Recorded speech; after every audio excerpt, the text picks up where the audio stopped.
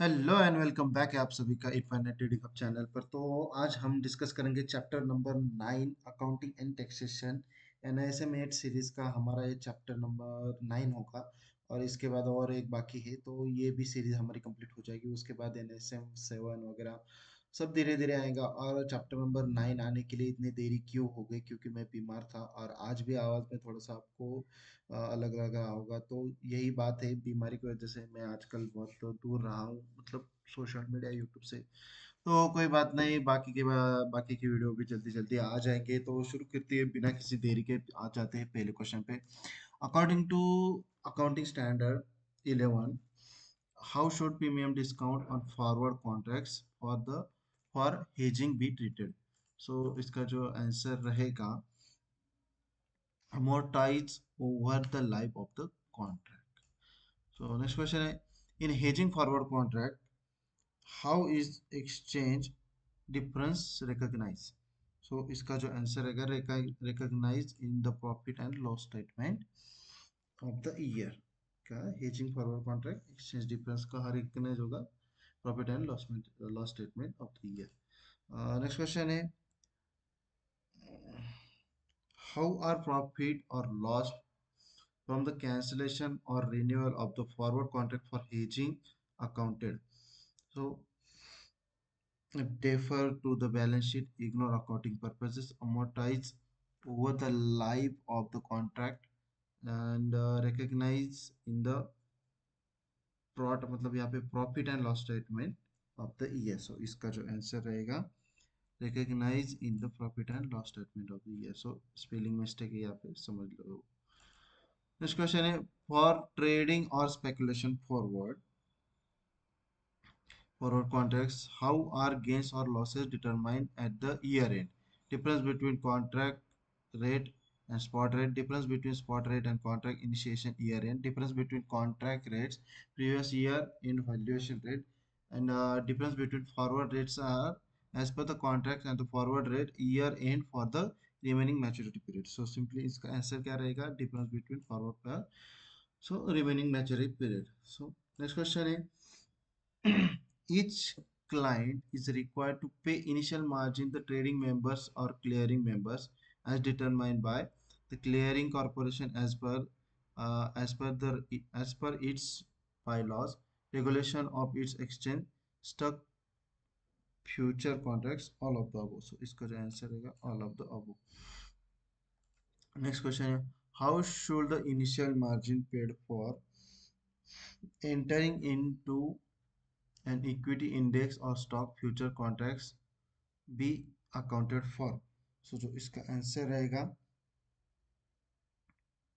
Debited initial margin, equity index, equity stock future account. Next question है, if client provides bank guarantees or large securities instead of paying a initial margin in cash, how should this handle? Recorded as a liability, recorded as an asset, no disclosure is required, disclosed in the notes to the financial statement. So इसका जो फिर से spelling mistake रहेगा यहाँ पे, समझ लेंगे financial statement. यहाँ पे एडिट भी कर सकते हैं, पर उसका क्या रहता है ना, ये ड्रॉ निकालो फिर एडिट इंसर्ट करो। सो इसका क्या रहेगा, फाइनेंशियल एसेट। इसका आंसर ही यही है। So disclose notes to the financial statement. Next question है, payment made or received by the client due to daily settlement are debited or credited to which account? So by debiting the profit and loss statement, so which account ना? So इसका जो answer रहेगा, mark to market margin, equity index, stock future account. Next question है, how should the provision for loss on equity stock, equity futures outstanding at the balance sheet date be created? So जो इसका answer रहेगा, by debiting the profit and loss account, by debiting profit and loss account। यहाँ पे profit रहेगा, यहाँ पे वो understand कर लो। स्पेलिंग मिस्टेक आज के जो रहे थोड़ी सी ज़्यादा रहेगी, तो उसको अंडरस्टैंड कर लो। Next question is the net amount received credit balance in the mark to market margin account should be recognized as a profit in the profit and loss account. True or false?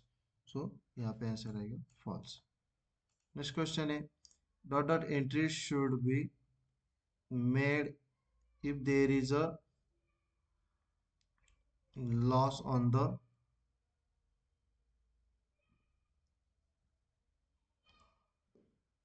there is a loss on the final settlement or the squaring of an equity futures contract. So इसका जो answer रहेगा debit profit loss statement, debit profit loss account and credit mark to market margin account.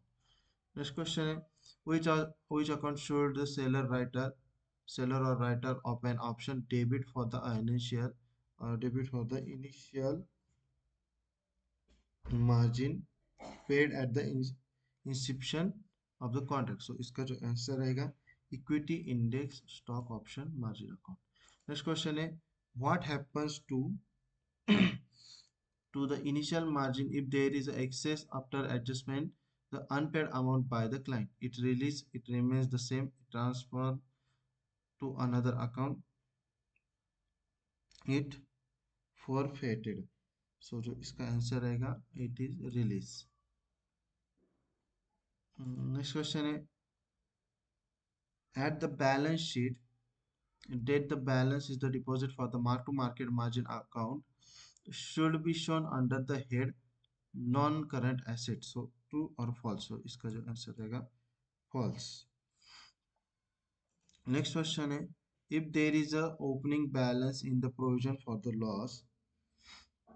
loss on the equity stock index option account, what should be done with it current year?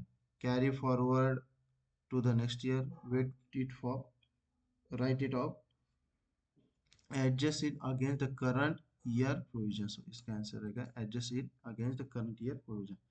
Next question है in the balance sheet of a buyer holder of the option where should the equity index stock option premium account be shown? Current asset, fixed asset, current liabilities और non current liabilities. So इसका जो answer रहेगा current asset. Next question है the excess premium prevailing in the market on the balance sheet date over the premium paid is recognized in the buyer or holder account. So जो इसका answer रहेगा false. Next question है in the balance sheet of the buyer or holder of the option where should the equity index stock option premium account be shown? Fixed asset, हाँ fixed asset, current liabilities, non current liabilities और current asset. जो इसका जो answer रहेगा current asset. Next question है when calculating the provisions for the multiple options making a provision stock wise index wise is advisable. So इसका answer क्या रहेगा true or false? So इसका आंसर रहेगा true. Next question है dotted method should be followed work out profit or loss in case of outstanding multiple options the same stock or index with the same strike price is an expiry date. LIFO method, weighted average method, FIFO method और specific identification method. So जो इसका answer रहेगा weighted average method. Next question है what happens to the margin paid by the seller or writer when the option gets exercised? It's released by the exchange. बहुत ही simple answer रहेगा इसका.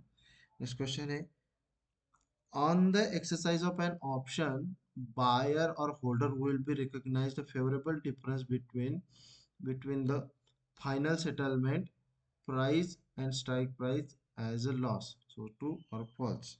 So इसका जो answer रहेगा false. Next question है in the books of seller or writer how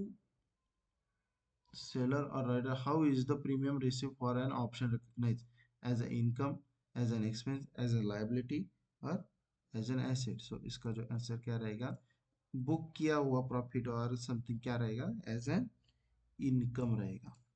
next question है, data should be disclosed by the enterprise regarding the equity index option and the equity stock option. Initial margin paid only, methods adopted and criteria for the recognition, only final settlement detail, bank guarantee amounts. So जो इसका answer रहेगा, methods adopted, criteria, recognition understand थोड़ा सा। हाँ, next question है, at the time of final settlement, if an option expires unexercised, the accounting entries will be the same as those for delivery settled option, cash settled option, equity stock option, equity index option. So इसका जो answer रहेगा cash settle option. Next question है, at what rate is STT lived for the delivery based equity transaction? कितना रहेगा, 0.1%। Next question है, for how many assessment years can unabsorbed losses from the derivatives transaction to be carried forward? सो इसका क्या answer रहेगा, आइडेंटिफिनेटली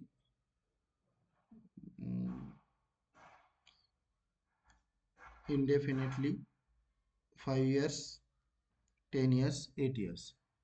indefinitely इसका F रहेगा है, तो उसका आंसर इंडेफिनेटली है ही नहीं, तो इसका आंसर 8 years है, तो अंडरस्टैंड कर लो।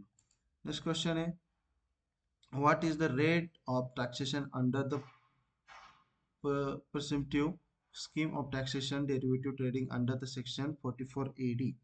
सो इसका जो आंसर रहेगा 6%। नेक्स्ट क्वेश्चन है, which entity is responsible for the collecting and thus remitting securities transaction tax STT on the derivative transaction? Recognize the stock exchange, investor, clearing member, broker। So इसका simple answer क्या, recognise stock exchange. Next question है, what is the value of a taxable securities transaction for an option securities where the option is exercised? कहाँ exercise होगा, settlement price. Next question, STT is applicable on the both buy and sell transaction for the futures contract. सो इसका answer है false. So STT is applicable only on sell transaction for the both future and option. So इसी के साथ हमारा chapter number 9 यहाँ पे complete हो चुका है, उसके क्वेश्चन आंसर हो चुके हैं। NISM 8 का ये सीरीज है, एक चैप्टर बाकी है, जल्दी से जल्दी उसका भी मैं वीडियो जल्दी लेके आऊँगा। तो मैं एक बात और बताना चाहता हूँ कि NISM 15 रिसर्च एनालिस्ट के भी क्वेश्चन बैंक से जो सीरीज है इससे पहले ऑलरेडी अपलोडेड है, तो जल्दी से जल्दी वो भी जाके आप हेल्प करो। बहुत लोगों के मुझे मैसेज आए हुए हैं कि उन्हें उस सीरीज से हेल्प हो चुकी है NISM 15 क्लियर करने में। तो मेरी यही होप रहेगी कि ये भी सीरीज आपको पसंद आए। तो जल्दी मिलेंगे अगले वीडियो में, और साथ साथ मार्केट से लेकर भी कोई वीडियो मैं जल्दी अपलोड करूँगा, क्योंकि थोड़ा सा वीकनेस और हेल्थ का इशू चल रहा है, तो मैं थोड़ा सा डिले रहेगा। तो मिलेंगे जल्दी से जल्दी फिर एक बार, तब तक के लिए बाय बाय, पढ़ते रहिएगा, आगे बढ़ते रहिएगा, ट्रेड करते रहिएगा, बाय।